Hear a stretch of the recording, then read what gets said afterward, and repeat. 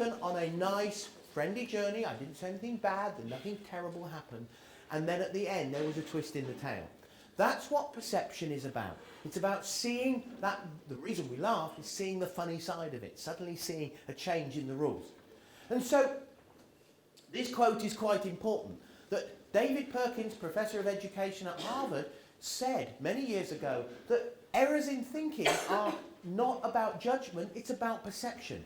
We make the wrong decision based on what we see, or we make the right decision based on an insufficient amount of information and later wish we'd made a different decision, or whatever. And these are the things that we need to keep in mind when we're looking at teaching thinking skills, because we need to be aware that the children's perception will change and we need to be able to help them with that. Okay. Any questions so far? Okay. Let's have a look at how it works then. So what we're going to do now is have a go.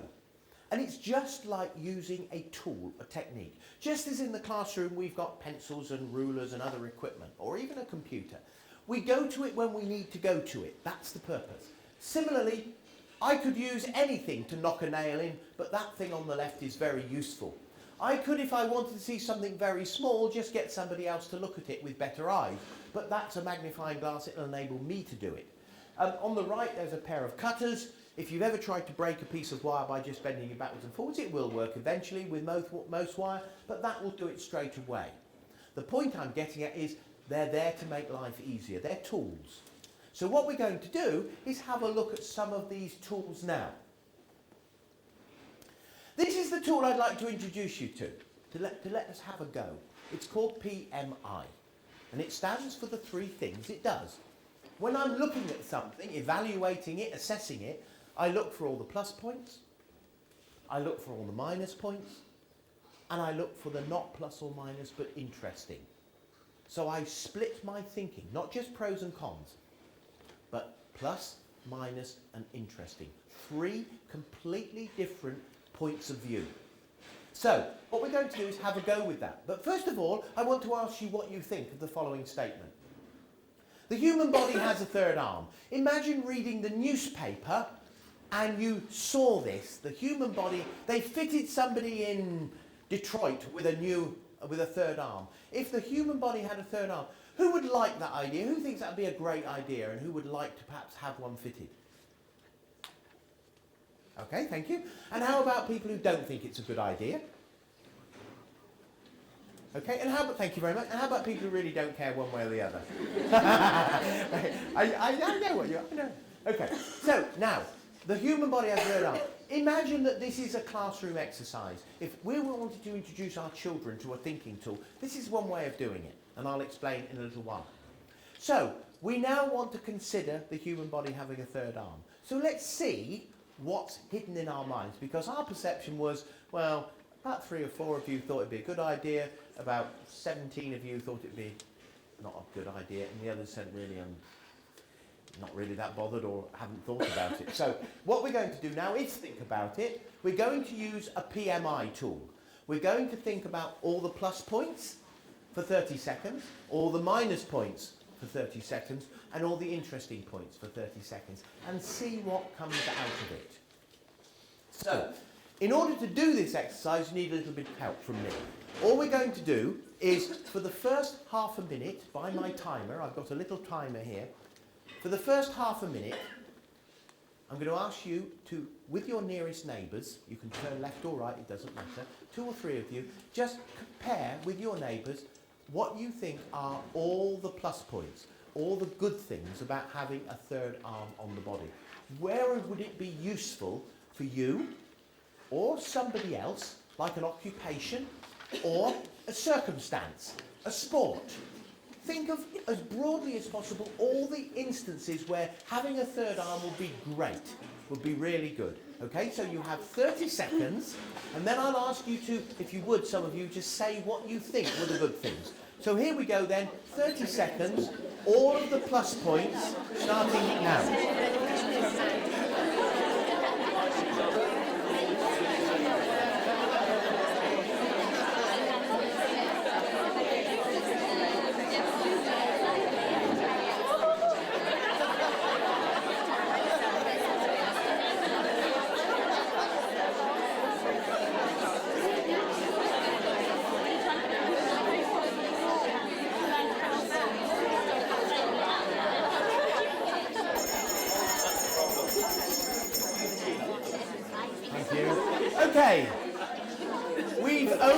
taken 30 seconds, but what were the good things, please? What were the things that you thought were a positive benefit, a plus point about having a third arm? Anyone, start us off, please.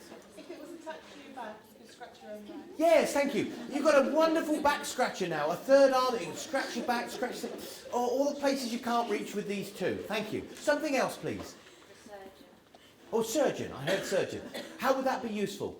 So they wouldn't have to have someone to pass the Yes, thank you. A surgeon would have an extra hand to help them holding bits and pieces, whatever surgeons do. Thank you. Putting a nappy on a ring toddler. Putting a nappy on a ring, you know, that moment when you've got a pin in your mouth, whatever it is, those are the kind of things when another hand would be useful. Okay? Dealing with a difficult child, extra hand to help in that situation, that would be a plus point. Yes? Putting up display boards. I can't hear you, I'm sorry. Putting up display boards. Putting up a display board, yeah. When you want to hold that bit and push the pin in, or put yes, having that extra hand when you're doing something like putting up displays or a bit of decorating even, when you just want that extra hand to mop up the bit of paint or whatever it is. Okay, thank you. What, carrying more shopping bags with that trip to the outlet centre, you know, the outlet, you would have that extra hand, you could carry that much more, spend that much more money. So there's always that extra carrying capacity. Thank you. Another one, please. Finally juggle 3 balls. Yes, yes, finally. Those of you that have wanted to forever, you could juggle 3 balls. Very easy. You've got this extra hand. Thank you. Another one more, please. Another plus point. Yes, thank you. In sport, in goalkeeping, or if you're playing cricket or in tennis, an extra hand to hold the ball, the spare ball, because you have to put it somewhere, don't you? Okay, so a 2-handed backhand shot, you can now have this third hand doing whatever it has to do. Okay, we've now done the plus. Let's go to the minus for 30 seconds. So similarly, please now switch from the constructive positive to the not so constructive, the negative, the critical thinking. Where would there be a danger? Where would there be bad weaknesses? Where would there be difficulties? Where would it be not good? Where could it be that a third arm might be a disadvantage? You have 30 seconds to do the same again, starting now.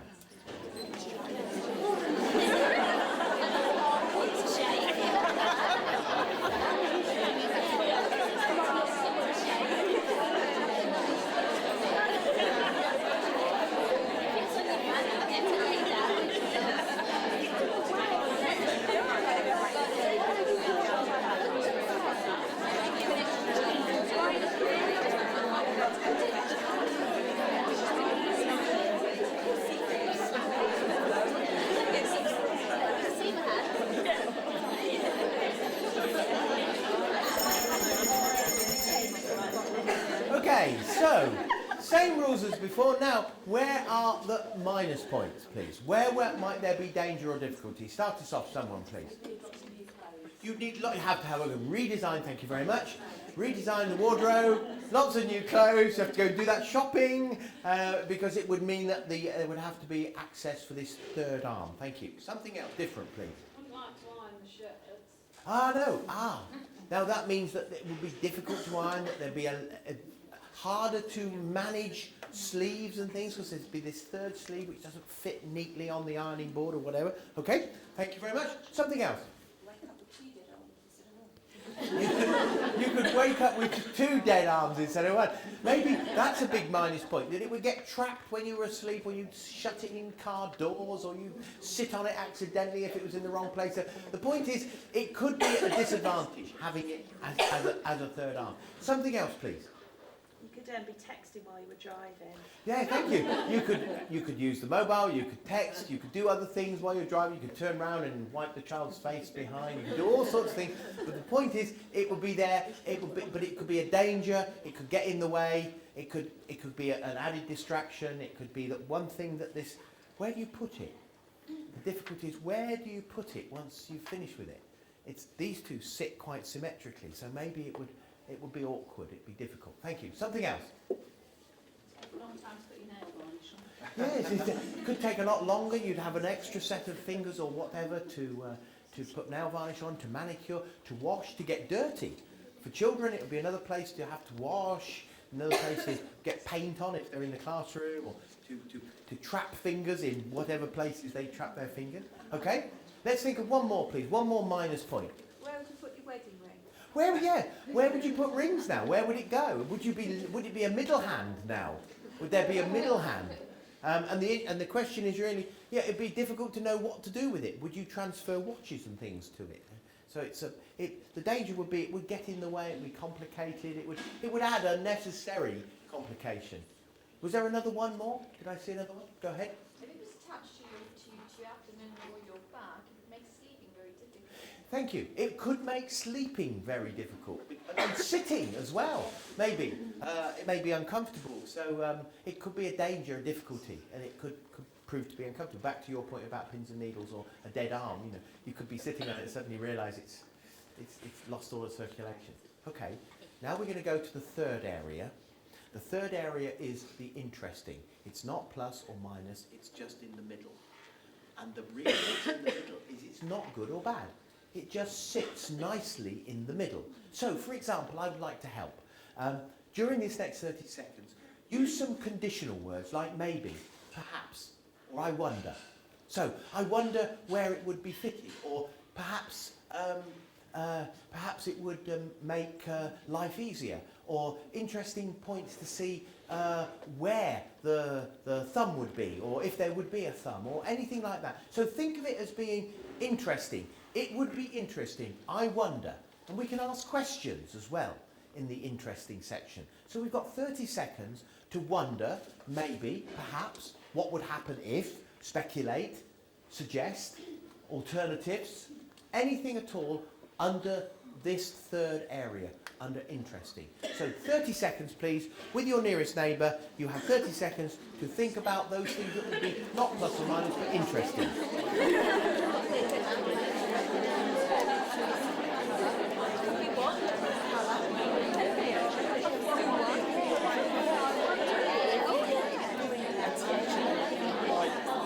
Take it off, that would be interesting. So you'd have the plus when you read it.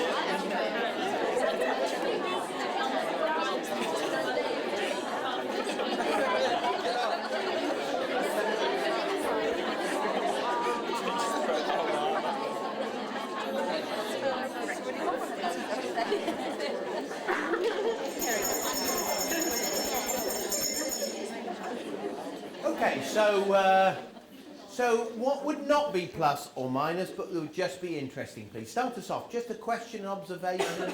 Would it be a right or a left hand? Thank you. Simple question, but a very fundamental one. Would it be left or right-handed? Would it be on the left or the right? Where would it be? Those are all questions that could come out of that. Thank you. Another interesting point. Would the brain be powerful enough to cope with it? Thank you. Yes, would the brain be powerful enough to cope with the input from this third arm, this third sensory organ as well, and controlling it, positioning it, and everything, coordinating it? Thank you. Another question, please.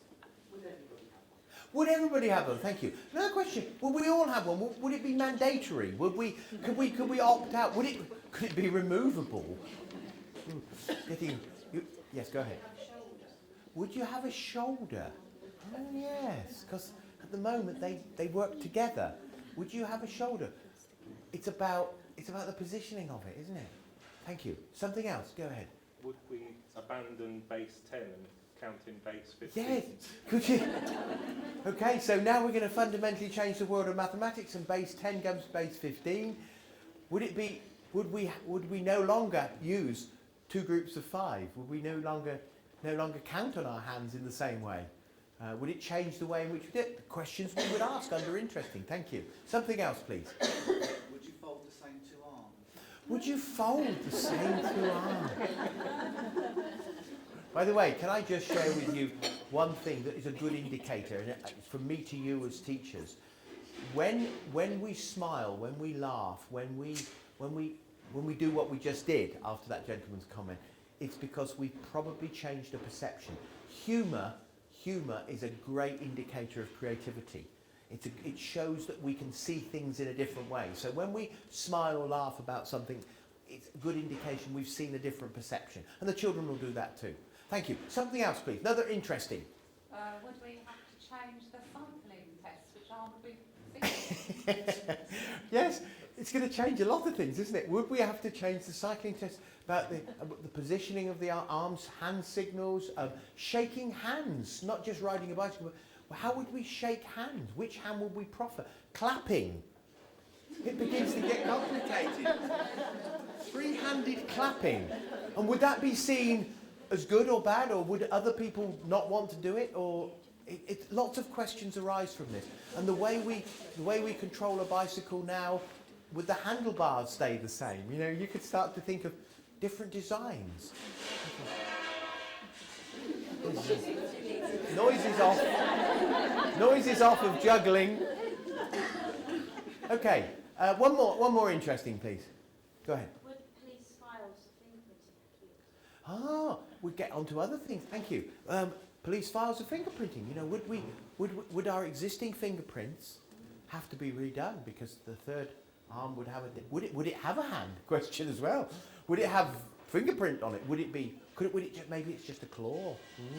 They get sinister now. Of course, the children will latch onto this and they'll go. You know, they'll write stories and go into detail about how, you know, the person with the claw, this powerful claw. We had one child who came up with a bionic arm, you know, and that this bionic arm could do all kinds of things that the other two couldn't do. So if taking the lid off a top off a jar was difficult, this bionic arm could do it in a fraction of a second. It had a laser pointer and it had things that did things that other hands don't do. So there we are. You've experienced it. Let me just show you something, if I may, because this is what the children said. When we did A Human Body Has a Third Arm, it's all year 3s and 4s, but you can use this with early years children as well because it's quite fun. All the good things. I know what you're going to say, there's always one. Let's look at the minus points. Some of you picked these up already. The bottom one would be an extra place in which to get arthritis. You see? And interesting. On the middle hand, where would the thumb be? How would you shake hands? Oh yes, pianos and guitars. Would they change? Like you said about bicycles, man. You know. So it's all lots of things there. When we're talking about implementing thinking skills, I'm quite clear in my mind that the best way to practice is on a remote issue. So one of these could be ideal. Getting a group of children to think about having an extra arm on the body and doing a PMI. Another one, which is very similar, is this one. A third eye in the back of the head. Same thing, just moved it. I've taken the arm and I've now put an eye in the back of the head. So now we've got, what would a third eye in the back of the head mean? What are the plus points, minus points, interesting points? So we do the same thing. So it's very much a similar example. Let me take you to it. So the PMI on a third eye in the back of the head, the PMI, the children said all the plus points. You could see people creeping up on you.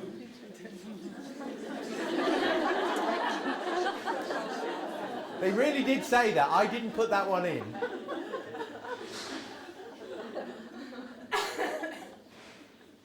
The minus points. The one that always amazes me is that number 3. You get a wet collar if you cried. Oh, you know, would you have to have coats with gutters on them? You know, so okay. You would confuse people. Are you looking at me? Becomes.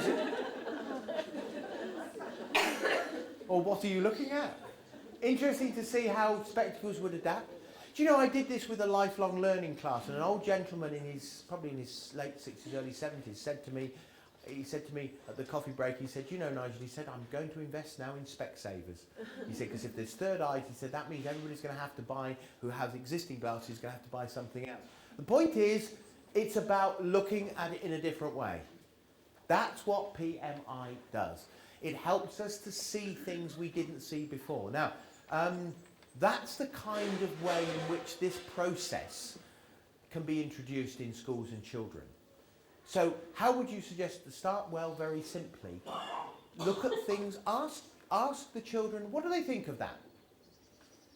And just as I did, you know, we had, I think we had third arm on the body, we had 2 or 3 people for it, quite a few people against it, and some people who are in the middle. So we then did a PMI. If we ask what would happen if we had a third eye in the back of the head, we can do exactly the same thing. And this proves the point that we get, in a way, the children to segment their thinking. We get them to direct their thinking in different directions.